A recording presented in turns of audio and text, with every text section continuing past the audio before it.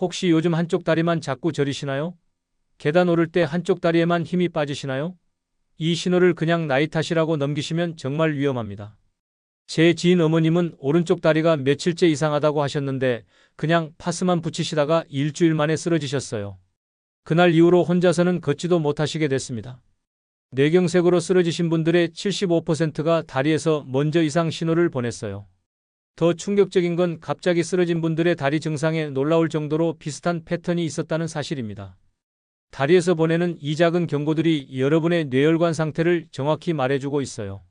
저는 25년간 뇌혈관 질환을 연구해 온 박재현입니다. 뇌경색은 절대 피할 수 없는 운명이 아닙니다. 해답은 다리가 보내는 신호를 읽는 데 있습니다. 지금부터 말씀드릴 7가지 다리 신호만 정확히 알아도 뇌경색 위험을 미리 막을 수 있어요. 이 신호들은 수많은 연구 결과는 물론 제가 직접 상담한 분들의 사례에서도 명확하게 확인됐습니다. 특히 7번째 신호에서는 절대 놓치면 안 되는 골든타임 증상을 공개할게요. 상담받으러 오신 많은 분들이 이 신호를 알고 계셔서 큰 문제 없이 건강하게 지내고 계십니다. 절대 놓치지 마세요. 여러분의 뇌혈관을 지키고 싶으시다면 지금 바로 좋아요와 구독 눌러주세요. 가족이나 주변 분 중에 다리가 자꾸 이상하다고 하시는 분이 계시다면 이 영상 꼭 공유해주세요. 누군가의 생명을 구할 수도 있습니다. 얼마 전 저에게 상담을 요청하신 72세 김영호님 이야기를 전해드리고 싶습니다. 김영호님은 매일 아침마다 오른쪽 다리에 힘이 빠져서 화장실 가는 길에 자꾸 휘청거리셨습니다. 처음에는 그냥 전날 무리해서 그런가 보다 하셨고 가족들도 운동 부족이겠지 하며 대수롭지 않게 여겼습니다. 그런데 어느 날 아침 계단을 내려가다가 갑자기 다리에 힘이 풀려서 크게 넘어질 뻔하셨습니다. 그제야 뭔가 이상하다는 생각이 드셔서 검진을 받으셨는데 다행히 조기에 발견해서 생활관리와 약물 치료로 충분히 회복하실 수 있었습니다. 김영호님은 지금 매일 꾸준히 관리하시면서 건강한 일상을 되찾으셨습니다.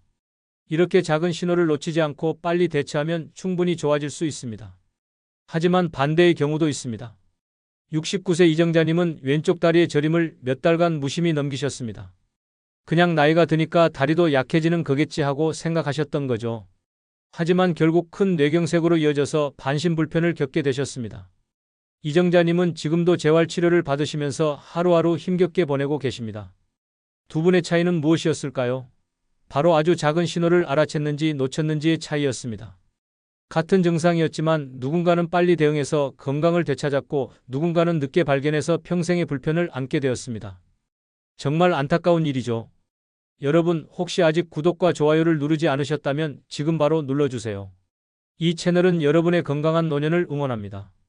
오늘 이 영상에서 말씀드릴 내용은 여러분의 건강관리 방식을 완전히 바꿀 수 있는 중요한 지혜입니다. 이 이야기를 끝까지 듣고 실천하셔야만 진정한 변화를 경험할 수 있습니다. 끝까지 보지 않으시면 가장 중요한 실천법을 놓치게 됩니다. 마지막에 나올 단 하나의 습관이 모든 것을 바꿀 수 있다는 걸 꼭 기억해 주세요. 뒤에 나올 자가 체크 방법을 모르시면 지금까지의 노력이 의미 없어질 수 있어요. 여러분의 작은 습관을 바꾸는 것만으로도 충분히 달라질 수 있습니다. 제가 25년간 연구하면서 확인한 사실은 뇌경색의 80%는 예방 가능하다는 겁니다. 그래서 이제는 우리 일상에서 다리를 통해 나타나는 뇌경색 신호들을 하나씩 자세히 짚어보겠습니다. 이 신호들을 정확히 알고 계시면 여러분과 가족의 건강을 지킬 수 있습니다. 뇌경색을 알리는 다리 전조 신호 7가지를 지금부터 말씀드리겠습니다. 가장 먼저 주의해야 할 것은 한쪽 다리에 갑작스럽게 힘이 빠지는 증상입니다. 이건 단순히 근육이 약해지는 것과는 완전히 다릅니다. 보통 근육 약화는 양쪽 다리에 서서히 나타나지만 뇌혈관에 문제가 생기면 한쪽 다리에만 갑자기 힘이 빠지는 경우가 많습니다. 유럽에서 진행된 대규모 연구를 보면 뇌경색을 경험한 분들 중 절반 이상이 사전에 다리 힘이 빠지는 증상을 경험했다고 합니다. 아까 말씀드린 72세 김영호님도 바로 이런 경우였습니다. 계단을 내려가다가 갑자기 다리에 힘이 풀려서 크게 다칠 뻔했던 거죠. 이런 증상이 반복되면 즉시 시간을 기록해 두시는 게 좋습니다.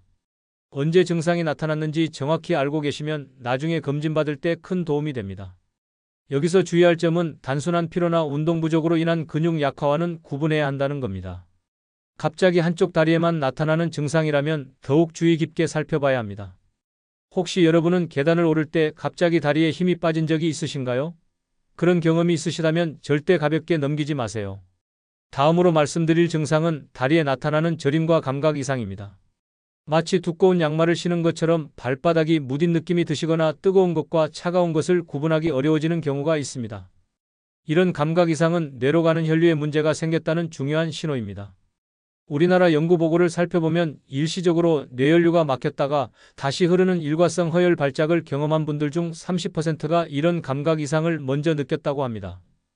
69세 이정자님도 처음에는 왼쪽 발이 좀 둔해지는 느낌이 들었지만 대수롭지 않게 넘기셨다가 나중에 큰 문제로 이어졌습니다. 이런 증상이 나타나면 양쪽 발의 감각을 직접 손으로 만져보면서 비교해 보시는 게 좋습니다. 한쪽만 유독 감각이 떨어진다면 주의가 필요합니다. 다만 허리 디스크로 인한 신경 압박도 비슷한 증상을 일으킬 수 있으니 정확한 원인을 찾는 게 중요합니다. 여러분은 발바닥이 갑자기 둔해진 경험이 있으신가요? 온도를 잘 느끼지 못하거나 바닥의 질감이 제대로 느껴지지 않는다면 한번 점검해 보셔야 합니다. 세 번째로 주의해야 할 신호는 발을 질질 끄는 걸음걸이입니다. 걸을 때 발을 제대로 들어 올리지 못해서 바닥에 끌리는 소리가 나거나 신발 앞부분이 유난히 빨리 닳는 경우가 있습니다. 이건 발을 들어 올리는 근육에 제대로 신호가 전달되지 않기 때문에 나타나는 현상입니다. 독일에서 진행된 연구를 보면 보행 이상을 보이는 분들을 검진한 결과 40% 이상에서 뇌혈관 협착이 발견되었다고 합니다. 75세 장수연님은 평소 걸음걸이가 좀 이상해 보인다고 가족들이 말했지만 본인은 못 느끼셨습니다. 그런데 부인께서 신발 앞부분이 이상하게 빨리 닳는 걸 발견하시고 검진을 권유하셨고 덕분에 조기에 문제를 발견할 수 있었습니다. 가족끼리 서로의 걸음걸이를 관심 있게 살펴보시는 게 정말 중요합니다. 본인은 잘 모르는 변화도 가까운 가족은 쉽게 알아챌 수 있거든요. 다만 파킨슨병 같은 다른 신경계 질환도 비슷한 증상을 일으킬 수 있으니 정확한 감별이 필요합니다. 가족 중에 요즘 걸음걸이가 달라진 분이 계신가요? 발을 끄는 소리가 들린다면 꼭 확인해 보세요. 네 번째 신호는 반복적으로 넘어지는 것입니다. 특별히 장애물이 없는데도 자꾸 걸려 넘어지거나 문턱이나 계단에서 유독 자주 걸리는 경우가 있습니다. 이건 고유 감각이라고 부르는 자기 몸의 위치를 인식하는 능력이 떨어져서 나타나는 증상입니다. 70대 분들의 낙상 원인을 조사한 연구를 보면 뇌혈류 이상이 20% 이상을 차지한다고 합니다. 71세 김순애님은 집안에서 반복해서 넘어지는 일이 있었는데 처음에는 그냥 조심성이 없어서 그런가 보다 하셨습니다. 하지만 검진을 받아보니 뇌혈관에 문제가 있다는 걸 알게 되었습니다. 발의 위치를 의식하면서 걷는 연습을 해보시는 것도 도움이 됩니다. 걸을 때 발이 지금 어디에 있는지 느끼면서 천천히 걸어보세요. 낙상은 단순히 넘어지는 것으로 끝나지 않고 골절로 이어질 수 있어서 매우 위험합니다. 특히 나이가 드시면 뼈도 약해져서 한번 다치면 회복이 쉽지 않습니다. 최근에 이유 없이 자주 걸려 넘어지신 적이 있으신가요? 평소에 잘 다니던 길인데도 자꾸 걸린다면 주의가 필요합니다. 다섯 번째로 말씀드릴 증상은 다리 떨림과 원치 않는 움직임입니다. 가만히 앉아있거나 서 있는데도 다리가 저절로 달달 떨리거나 본인의 의지와 상관없이 움직이는 경우가 있습니다. 이건 뇌에서 근육으로 보내는 신호가 불안정해져서 나타나는 현상입니다. 뇌혈류가 저하된 분들을 연구한 자료를 보면 약 15%가 이런 다리 떨림 증상을 호소했다고 합니다. 74세 최현우님은 저녁에 텔레비전을 보다가 다리가 자꾸 떨리는 걸 느끼셨습니다. 가만히 있어도 다리가 달달 떨려서 불편하셨는데 처음에는 그냥 긴장해서 그런가 보다 하셨습니다. 이런 떨림이 반복적으로 나타나고 지속된다면 신경학적 검진을 받아보시는 게 좋습니다. 다만 단순히 피로나 스트레스로 인한 떨림과는 구분해야 합니다. 피로성 떨림은 보통 휴식을 취하면 좋아지지만 뇌혈관 문제로 인한 떨림은 계속 반복됩니다. 여러분은 다리를 가만히 두어도 저절로 떨린 적이 있으신가요? 본인 의지와 상관없이 다리가 움직인다면 한번 확인해 보세요. 여섯 번째 신호는 보행 중 불균형과 휘청거림입니다. 걸을 때 중심을 잘 못 잡아서 한쪽으로 쏠리거나 휘청거리는 경우가 있습니다. 특히 아침에 일어나서 처음 걸을 때 이런 증상이 심하게 나타나는 경우가 많습니다.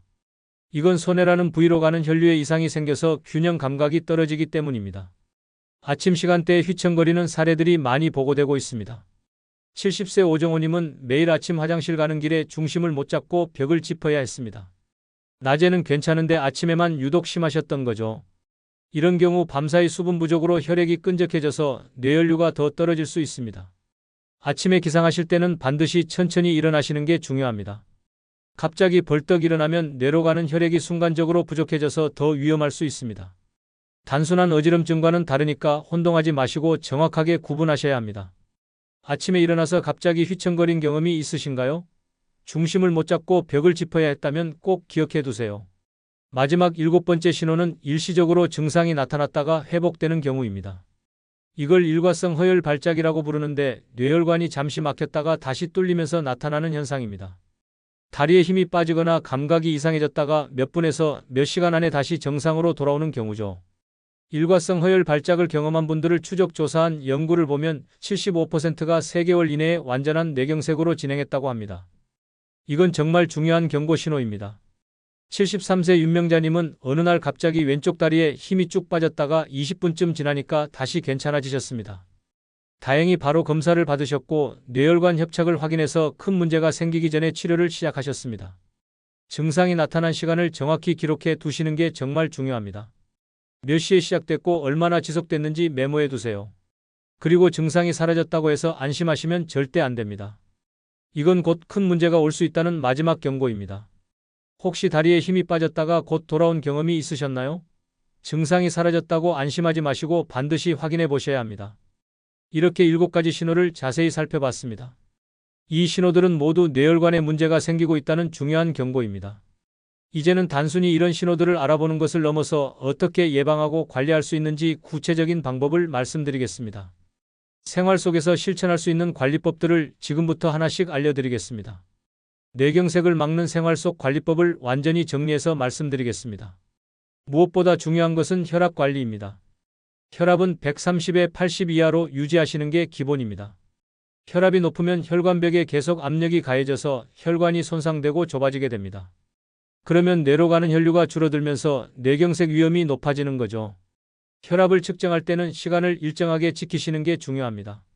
아침에 일어나서 30분 정도 지난 후에 측정하는 게 가장 정확합니다. 화장실을 다녀오시고 5분 정도 편안하게 앉아 계시다가 재보세요. 그리고 매일 같은 시간에 재서 기록해 두시면 변화를 쉽게 알 수 있습니다. 여러분은 오늘 혈압을 재보셨나요? 혈압계 하나쯤은 집에 꼭 구비해 두시고 매일 아침 습관처럼 재보시는 게 좋습니다. 혈당 관리도 정말 중요합니다. 공복 혈당은 100 이하로, 식후 혈당은 140 이하로 유지하시는 게 좋습니다. 혈당이 높으면 혈관벽이 손상되고 혈액이 끈적해져서 혈전이 생기기 쉬워집니다. 혈전이 뇌혈관을 막으면 바로 뇌경색으로 이어지는 거죠. 당뇨가 있으신 분들은 목표 수치를 개별적으로 조정하셔야 합니다. 나이나 다른 질환에 따라서 적정 혈당 범위가 조금씩 다를 수 있거든요. 전문가와 상담하셔서 본인에게 맞는 목표치를 정하시는 게 중요합니다. 식사일지를 쓰시면서 혈당을 함께 기록해 보세요. 어떤 음식을 먹었을 때 혈당이 많이 올라가는지 알 수 있어서 식단 조절에 큰 도움이 됩니다. 요즘은 혈당 기록하는 앱들도 많으니까 활용해 보시면 편리합니다. 요즘 혈당을 기록해 두고 계신가요? 본인의 혈당 패턴을 아는 것만으로도 관리가 훨씬 쉬워집니다. 콜레스테롤 관리도 빼놓을 수 없습니다. 나쁜 콜레스테롤이라고 부르는 LDL은 낮추고 좋은 콜레스테롤인 HDL은 높이셔야 합니다. LDL이 높으면 혈관벽에 쌓여서 혈관을 좁게 만들고 결국 뇌경색의 원인이 됩니다. 기름진 음식이나 가공육을 줄이시는 게 정말 중요합니다. 특히 삼겹살이나 베이컨 같은 동물성 기름이 많은 음식은 가능하면 피하시는 게 좋습니다. 대신 등푸른 생선을 주 2회에서 3회 정도 드시면 좋은 지방을 섭취할 수 있습니다. 고등어나 삼치 같은 생선에는 오메가3 지방산이 풍부해서 혈관 건강에 아주 좋습니다. 구워 드시거나 조림으로 드시면 맛도 좋고 영양도 챙길 수 있습니다. 생선 요리가 번거로우시면 간단하게 통조림을 활용하시는 것도 방법입니다. 마지막으로 생선을 드신 게 언제인가요? 이번 주에 한 번쯤은 꼭 생선으로 식사를 해보세요. 운동은 뇌혈관 건강을 위해 필수입니다. 빠르게 걷기를 하루 30분씩 주 5회 하시는 게 좋습니다. 빠르게 걷기는 심장과 혈관에 적당한 자극을 주면서도 무리가 가지 않아서 시니어분들에게 가장 좋은 운동입니다. 무리하지 않으면서도 꾸준히 하시는 게 핵심입니다. 한꺼번에 많이 하시다가 다치시는 것보다는 매일 조금씩이라도 계속 하시는 게 훨씬 효과적입니다. 날씨가 좋을 때는 밖에서 걷고 비가 오거나 추울 때는 실내에서 제자리 걸음을 하셔도 됩니다. 걷는 속도는 옆 사람과 대화는 가능하지만 노래를 부르기는 어려운 정도가 적당합니다. 너무 느리게 걸으면 운동 효과가 적고 너무 빠르면 무리가 갈 수 있으니까 이 정도 속도를 유지하시면 됩니다. 걸으면서 팔도 자연스럽게 흔들어 주시면 전신 운동 효과를 볼 수 있습니다. 오늘은 몇 분 정도 걸으셨나요? 아직 걷지 않으셨다면 이 영상 보시고 나서 10분만이라도 걸어보세요. 생활 습관도 정말 중요합니다. 금연과 절주 그리고 충분한 수면이 필요합니다. 특히 흡연은 혈관을 직접적으로 손상시키는 가장 나쁜 습관입니다. 담배를 피우시면 혈관이 수축되고 혈액이 끈적해져서 뇌경색 위험이 몇 배나 높아집니다. 지금이라도 담배를 끊으시면 혈관 건강이 점점 회복됩니다. 끊기 어려우시면 금연 프로그램의 도움을 받으시는 것도 좋은 방법입니다. 주변에 금연에 성공하신 분들이 많으니까 용기를 내보세요. 술은 남성 기준으로 하루 2잔, 여성은 1잔 이하로 드시는 게 좋습니다. 적당한 음주는 괜찮다고 하지만 과음은 혈압을 높이고 혈관을 손상시킵니다. 특히 매일 드시는 것보다는 일주일에 이틀 정도는 술을 전혀 드시지 않는 날을 정해두시는 게 좋습니다. 수면도 정말 중요합니다. 잠을 제대로 못 주무시면 혈압이 올라가고 스트레스 호르몬이 증가합니다. 매일 밤 7시간에서 8시간 정도 주무시는 게 좋고, 가능하면 같은 시간에 주무시고 일어나시는 규칙적인 수면 습관을 들이세요. 최근 수면은 충분히 취하고 계신가요? 잠을 잘 못 주무신다면 낮잠을 30분 정도 주무시는 것도 도움이 됩니다. 수분 섭취도 신경 쓰셔야 합니다. 하루에 물을 6잔에서 8잔 정도는 드셔야 혈액이 묽게 유지됩니다. 특히 아침에 일어나서 물 한 잔을 꼭 드세요. 밤사이 수분이 부족해져서 혈액이 끈적해진 상태라서 아침 시간대에 뇌경색이 많이 발생합니다. 커피나 차는 수분 섭취에 포함되지 않습니다. 카페인이 들어있는 음료는 오히려 수분을 빼앗아갈 수 있으니까 물로 드시는 게 가장 좋습니다. 식사 전후로 한 잔씩 드시고 간식 시간에도 물을 드시는 습관을 들이세요. 스트레스 관리도 중요합니다. 스트레스를 받으면 혈압이 올라가고 혈관이 수축됩니다. 본인만의 스트레스 해소법을 찾으시는 게 좋습니다. 산책을 하시거나 좋아하는 취미 활동을 하시거나 친구들과 만나서 이야기를 나누는 것도 좋습니다. 명상이나 심호흡도 도움이 됩니다. 하루에 10분 정도 조용한 곳에서 눈을 감고 천천히 숨을 쉬면서 마음을 가라앉히는 시간을 가져보세요. 처음에는 어색하실 수 있지만 계속하시면 마음이 편안해지는 걸 느끼실 수 있습니다. 정기적인 검진도 빼놓으면 안 됩니다. 1년에 한 번은 꼭 건강검진을 받으시고 혈압, 혈당, 콜레스테롤 수치를 확인하세요. 이상이 있으면 조기에 발견해서 관리를 시작할 수 있습니다. 특히 가족 중에 뇌경색을 경험하신 분이 있다면 더욱 주의 깊게 관리하셔야 합니다. 이제 마지막으로 오늘 배운 내용을 정리하고 여러분이 꼭 실천해야 할 단 하나의 행동을 제안해 드리겠습니다. 오늘 우리는 다리에서 나타나는 뇌경색 전조 신호 7가지를 자세히 살펴봤습니다. 한쪽 다리에 갑작스럽게 힘이 빠지는 증상, 다리 저림과 감각 이상, 발을 질질 끄는 걸음, 반복적인 넘어짐, 다리 떨림, 보행 불균형, 그리고 일시적으로 증상이 나타났다가 사라지는 일과성 허열, 발작까지 말씀드렸습니다. 그리고 이를 예방하는 생활관리법도 함께 알아봤습니다. 혈압관리, 혈당관리, 콜레스테롤 관리, 규칙적인 운동, 건강한 생활습관, 충분한 수분 섭취, 스트레스 관리, 그리고 정기검진까지 모든 것을 살펴봤습니다. 많은 분들이 잘못 알고 계신 상식이 있습니다. 다리에 이상이 생기면 그냥 나이가 들어서 그런 거라고 생각하시는 거죠. 하지만 오늘 말씀드린 것처럼 다리 증상은 뇌혈관 건강이 중요한 신호입니다. 이걸 단순히 노화 탓으로 넘기시면 정말 위험합니다. 잘못 관리했을 때 어떻게 되는지 아까 이정자님 사례에서 보셨습니다. 작은 신호를 놓치면 결국 큰 뇌경색으로 이어져서 반신불편을 겪게 되고 평생을 힘들게 살아가야 합니다.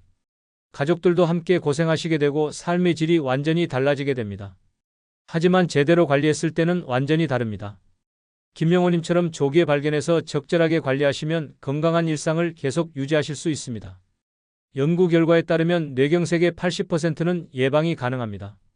작은 습관의 변화만으로도 여러분의 건강을 지킬 수 있다는 뜻입니다.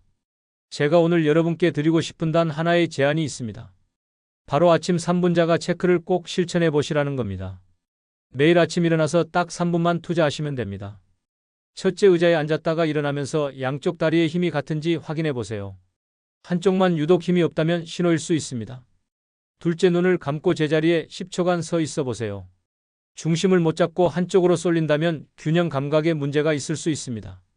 셋째, 양쪽 발바닥의 감각을 손으로 만져서 비교해 보세요. 한쪽만 무딘 느낌이 든다면 주의가 필요합니다.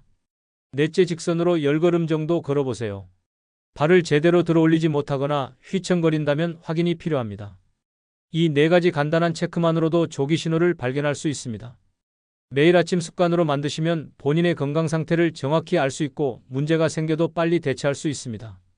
가족들과 함께 서로 확인해 주시면 더욱 좋습니다. 기록하는 습관도 들이세요. 달력에 간단히 표시만 하셔도 됩니다. 이상이 있던 날에는 동그라미를 쳐두시고 어떤 증상이었는지 한 줄만 적어두세요. 나중에 전문가와 상담할 때 이 기록이 큰 도움이 됩니다. 그리고 이상 신호가 발견되면 절대 혼자 판단하지 마시고 반드시 전문가의 진단을 받으세요. 조기에 발견하면 충분히 관리할 수 있지만 늦어지면 돌이킬 수 없는 상황이 될 수 있습니다. 다음 영상에서는 뇌경색 이후 회복을 도와주는 생활 습관에 대해 자세히 알려드리겠습니다. 만약 이미 뇌경색을 경험하셨거나 가족 중에 그런 분이 계시다면 꼭 도움이 되실 겁니다. 재활은 어떻게 해야 효과적인지, 식단은 어떻게 관리해야 하는지, 운동은 어떤 걸 해야 하는지 구체적으로 말씀드리겠습니다. 여러분, 오늘 제가 말씀드린 내용 중에서 어떤 부분이 가장 마음에 남으셨나요? 혹시 본인이나 가족분께서 경험하신 비슷한 증상이 있으신가요? 댓글로 여러분의 이야기를 나눠주세요. 서로의 경험을 공유하는 것만으로도 많은 분들에게 도움이 됩니다. 그리고 이 영상이 도움이 되셨다면 주변 분들에게도 꼭 공유해주세요. 여러분의 작은 관심이 누군가의 소중한 생명을 지킬 수 있습니다. 구독과 좋아요도 잊지 말아주시고요. 오늘도 건강하시고 행복한 하루 보내세요. 다음 영상에서 또 만나 뵙겠습니다. 감사합니다.